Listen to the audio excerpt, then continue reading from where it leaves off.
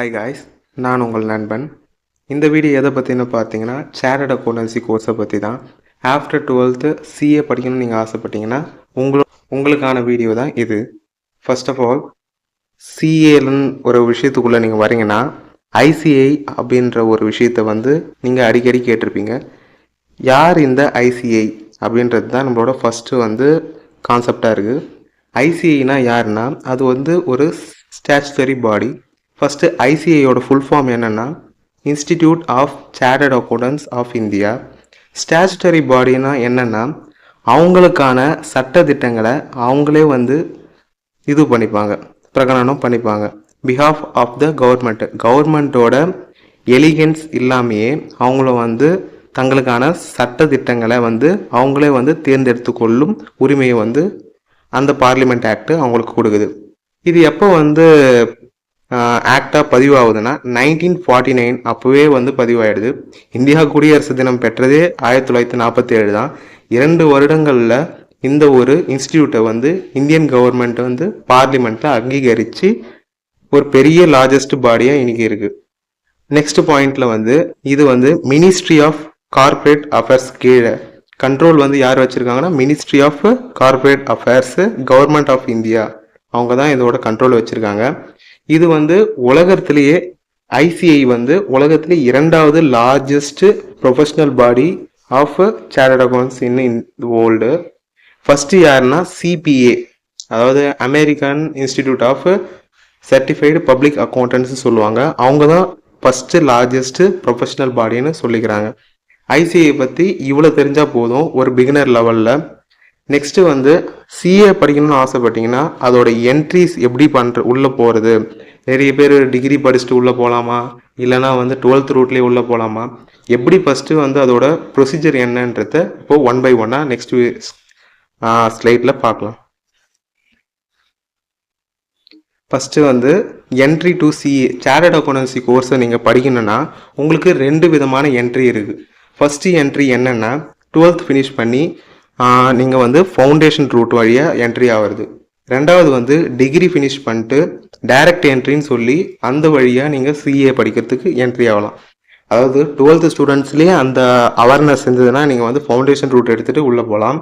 Suppose கொஞ்சம் எப்படி சொல்கிறது, அந்த ஒரு விஷயங்கள் சிஏ பற்றின விஷயங்கள் வந்து அவங்களுக்கு அவேர்னஸ் இல்லாமல் இருந்ததுன்னா, சப்போஸ் டிகிரி கம்ப்ளீட் பண்ணியிருப்பாங்க ஒரு 3 years, அந்த ஒரு எக்ஸம்ஷன் கொடுக்கறதுக்காக மட்டும்தான் டைரக்ட் என்ட்ரின்னு ஒன்று ஐசிஐ கொண்டு வந்து அவங்களுக்கு வந்து ஒரு எக்ஸம்ஷனாக ஃபவுண்டேஷனை கட் பண்ணிவிட்டு உள்ளே போகிறதுக்கான இது பண்ணுறாங்க. நம்ம 2 ரூட்டுமே பார்ப்போம், தனித்தனியாக பார்ப்போம். ஃபஸ்ட்டு ரூட் 1 வந்து இப்போ வந்து நெக்ஸ்ட் ஸ்லைடில் பார்க்கலாம்.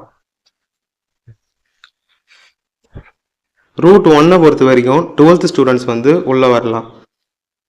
12th ஸ்டூடெண்ட்ஸ் வந்து எப்படி வந்து அதை வர வைக்கிறாங்கன்னா, இங்கே வந்து நிறைய பேருக்கு நிறைய விதமான டவுட் இருக்கும். ஃபஸ்ட்டு டவுட் அவங்களுக்கு என்ன டவுட் இருக்குன்னா, எல்லா ஸ்ட்ரீம், காமர்ஸ் ஸ்ட்ரீம், பயாலஜி, நிறைய டிபார்ட்மெண்ட்ஸ் இருக்குங்கள, நிறைய course departments, computer science course இருக்குது, அப்புறம் வந்து பயாலஜி, இந்த மாதிரி நிறைய குரூப் இருக்கிறத எல்லா குரூப்பும் இருக்கிறவங்க வந்து சிஏ கோர்ஸ் வந்து படிக்க முடியுமா அப்படின்ற ஒரு பெரிய டவுட் அவங்களுக்கு இருக்கும்.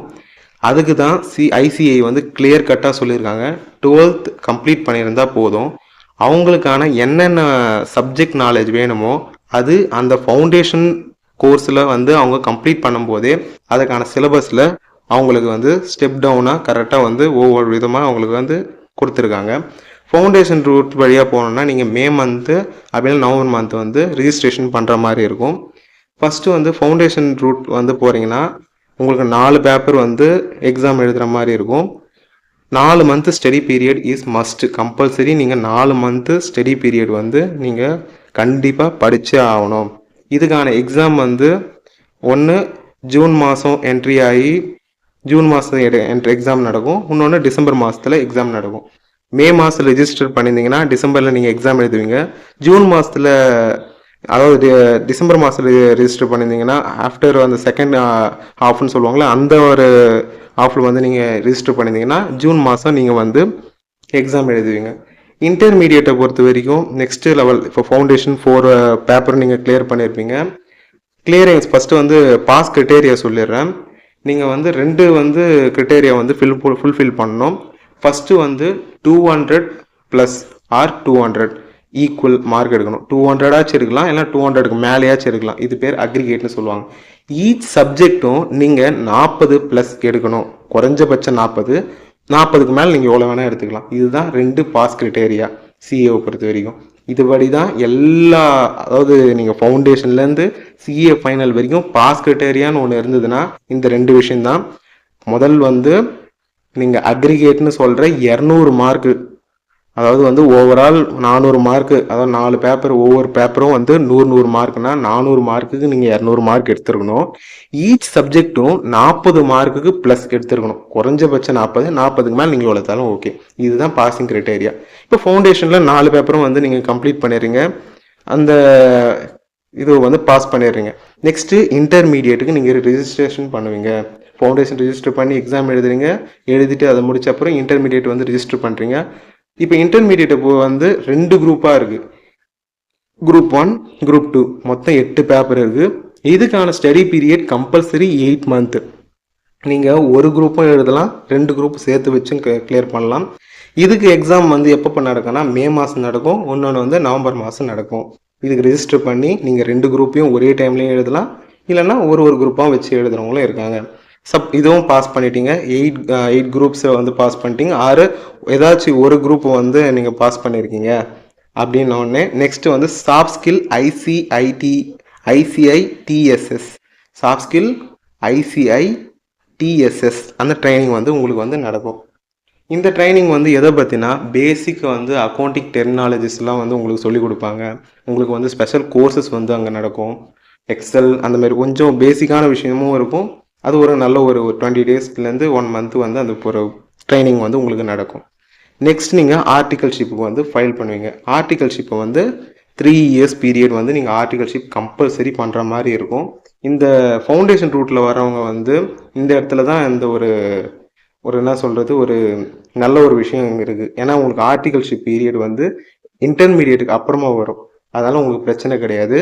ஆர்டிகல்ஷிப் 3 இயர்ஸை வந்து நீங்கள் வந்து போட்டுட்டு ஏதோ ஒரு ஆடிட்டர் கீழே வந்து நீங்கள் வந்து ஆர்டிகல்ஸ் வந்து கம்ப்ளீட் பண்ணுவீங்க.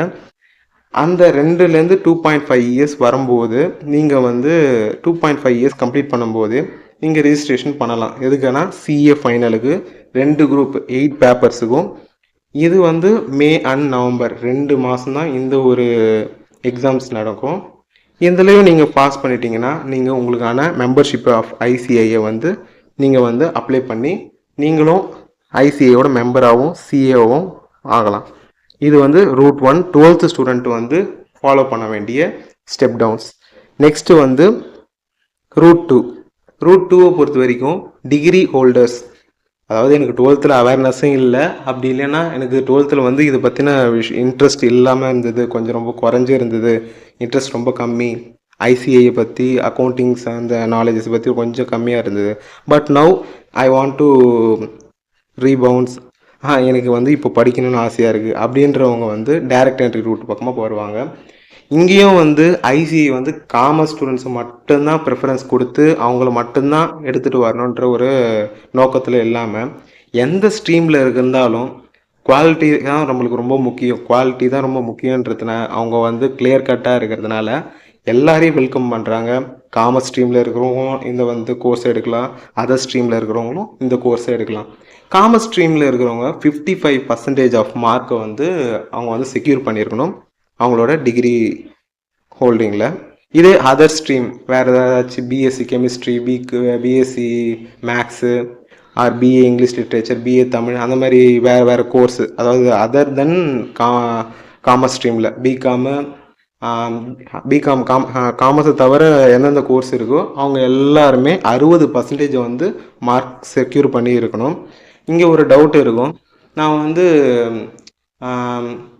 நார்மல் காலேஜ் இல்லாமல் கரஸ்பாண்டன்ஸில் படிக்கிறேன், நாங்கள் எந்த அளவுக்கு மார்க் எடுத்துக்கணும்? அவங்க 50%க்கு மேலே குறைஞ்சபட்சம் எடுத்துருக்கணும். இது ஒரு கிரைட்டீரியா. நெக்ஸ்ட்டு வந்து இந்த மாதிரி மார்க்ஸ் வந்து நீங்கள் செக்யூர் பண்ணிருங்க, ரிஜிஸ்ட்ரேஷனுக்கு போகிறீங்க, ரிஜிஸ்ட்ரேஷன் பண்ணுறீங்க, பண்ண உடனே நீங்கள் இங்கே ஒரு சின்ன ஒரு ட்ராபேக் இங்கே இதுதான். ஏன்னா ரூட் 2 இந்த டைரக்ட் என்ட்ரியை பொறுத்த வரைக்கும் ஒரு ட்ராபேக் இருக்குன்னா அது வந்து ஆர்டிகல்ஷிப் வந்து உங்களுக்கு வந்து ஃபஸ்ட்டு பண்ணுவீங்க. இன்டர்மீடியட் எக்ஸாம் எழுதுறதுக்கு முன்னாடியே நீங்கள் ஆர்டிகிள்ஷிப் பண்ணுவீங்க. இதே ஃபவுண்டேஷன் ரூட்டில் வரவங்க ஆர்டிகிள்ஷிப்பை வந்து இன்டர்மீடியட் எக்ஸாம் எழுதிட்டு ஃப்ரீயாக தான் அவங்க வந்து பண்ணுவாங்க. ஆனால் நீங்கள் ஆர்டிகிள்ஷிப் பீரியடையும் இன்டர்மீடியட் எக்ஸாமையும் ஒரே டைமில் பண்ண போகிறீங்க. ஃபஸ்ட்டு வந்து ஆர்டிகிள்ஷிப்புக்கான ரிஜிஸ்ட்ரேஷனை நீங்கள் பண்ணிடுவீங்க. நெக்ஸ்ட்டு வந்து இன்டர்மீடியேட்டு கோர்ஸுக்கான வந்து நீங்கள் ஃபஸ்ட்டு வந்து ஆர்டிகிள்ஷிப் வந்து நீங்கள் 8 மந்த் கம்ப்ளீட் பண்ணணும். குறைஞ்சபட்சம் 8 மந்த்துக்கு அப்புறமா தான் உங்களால் இன்டர்மீடியட்டுக்கு அப்ளை பண்ணி எக்ஸாமுக்கு அப்பியர் ஆக முடியும். இன்டர்மீடியட்டுக்கு வந்து 8 மந்த் ஸ்டடி பீரியட் கம்பல்சரியாக இருக்கும். கம்பல்சரியாக நீங்கள் ரிஜிஸ்டர் பண்ணி 8 மாதம் நீங்கள் அங்கே அந்த எக்ஸாமுக்கான ப்ரிப்பரேஷனை நீங்கள் பண்ணியிருக்கணும். அப்போ தான் உங்களுக்கான அலோகேஷன் ஆஃப் சென்டர்ஸ், அந்த எக்ஸாம் நடக்கக்கூடிய அந்த ஒரு ஹால் டிக்கெட்டு எல்லாம் அப்ளிகேஷனே உங்களால் வந்து போட முடியும். இந்த 8 குரூப்ஸில் ஏதாச்சும் ஒரு குரூப்போ ஏதாச்சும் ஒன்று நீங்கள் பாஸ் பண்ணிட்டீங்கன்னா ICITSS சாஃப்ட் ஸ்கில்லை வந்து உங்களால் வந்து கவனிக்க முடியும். அதை போயிட்டு நீங்கள் அட்டென்ட் பண்ண முடியும். அதையும் பண்ணிவிட்டு இந்த 8 குரூப்ஸையும் நீங்கள் 2 குரூப்பையும் நீங்கள் கிளியர் பண்ணி 8 பேப்பர்ஸும் கிளியர் பண்ணிட்டீங்கன்னா ஃபைனலுக்கு நீங்கள் போகலாம். ஃபைனல் இங்கேயும் ஒரு எக்ஸாம்ஷன் இருக்குது உங்களுக்கு. என்னென்னா 2 இயர் கம்ப்ளீஷன் பண்ணியிருந்தாலே ஆர்டிக்கல் பீரியட் போதும். நீங்கள் ஃபைனலுக்கு வந்து ப்ரொவிஷ்னலாக வந்து ரெஜிஸ்டர் பண்ணியிருக்கலாம். 8 பேப்பர்ஸும் நீங்கள் அப்ளை பண்ணி எழுதலாம். 8 பேப்பர்ஸும் நீங்கள் இங்கே கிளியர் பண்ணிட்டீங்கன்னா நீங்கள் ICI மெம்பர்ஷிப்புக்கு வந்து நீங்கள் வந்து ICI மெம்பர்ஷிப்புக்கு அப்ளை பண்ணலாம். நெக்ஸ்ட்டு ஸ்லைடில் என்ன பார்க்க போகிறோன்னா ICIயோட ஃபீஸ் ஸ்ட்ரக்சரை பற்றி தான் பார்க்க போகிறோம்.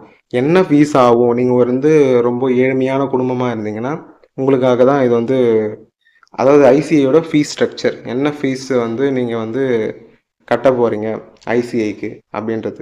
ஏன்னா இது வந்து டியூஷன் ஃபீஸு இந்த மாதிரி விஷயம்லாம் இல்லாமல் அப்ளிகேஷன் ப்ளஸ் வந்து ரிஜிஸ்ட்ரேஷன் பண்ணுறதுக்கான ஃபீஸ் மட்டும்தான் இந்த இருக்கக்கூடிய இந்த ஸ்லைடில் இருக்கிற ஃபீஸ்லாம். ஃபஸ்ட்டு ஃபவுண்டேஷன் ரிஜிஸ்ட்ரேஷன் பண்ணும்போது நீங்கள் டோட்டலாக 9,800 ருபீஸ் வந்து பே பண்ணியிருப்பீங்க.